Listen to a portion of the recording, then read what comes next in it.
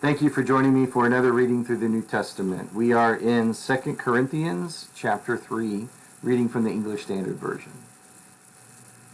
Are we beginning to commend ourselves again, or do we need, as some do, letters of recommendation to you or from you?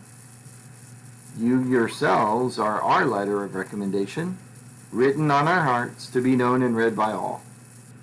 And you show that you are a letter from Christ, delivered by us, written not with ink, but with the Spirit of the living God, not on tablets of stone, but on tablets of human hearts. Such is the confidence that we have through Christ toward God.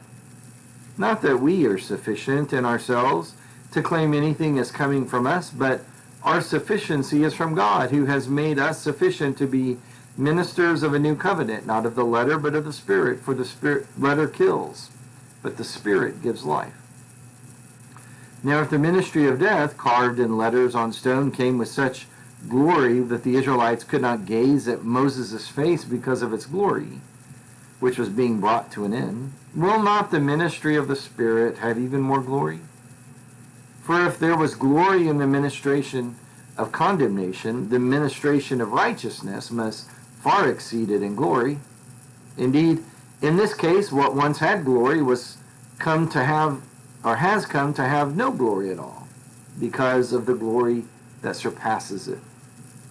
For if what was being brought to an end came with glory, much more will what is permanent have glory. Since we have such a hope, we are very bold, not like Moses, who would put a veil over his face so that the Israelites might not gaze at the outcome of what was being brought to an end. But their minds were hardened, for to this day, when they read the Old Covenant, that same veil remains unlifted, because only through Christ is it taken away.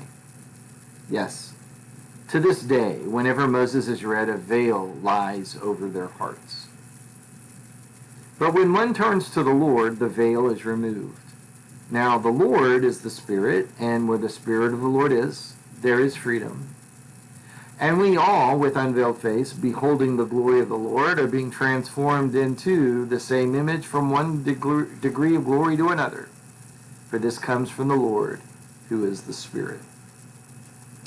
So chapter 3, continuing in that conversation where Paul is authenticating his calling and his work as an apostle, and chapter 3 describing the superiority of this ministry that he has been called to deliver in. And that glory was surpassing the glory of Moses.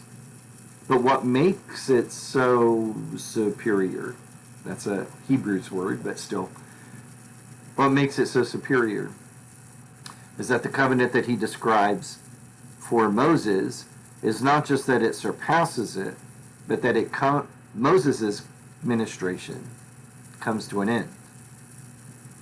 The ministration that comes from the Spirit of the Lord, Christ Jesus, is permanent with glory. And it's going to have glory. And so Paul's point is undergirding his position as an apostle. Not to elevate his person, but to emphasize their work. To bring to light what has been hidden in ages past, so that all of us could be illuminated by its truth.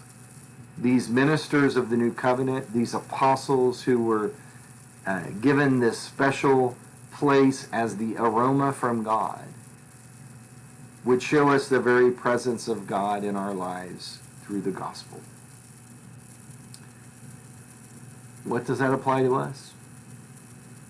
So many things.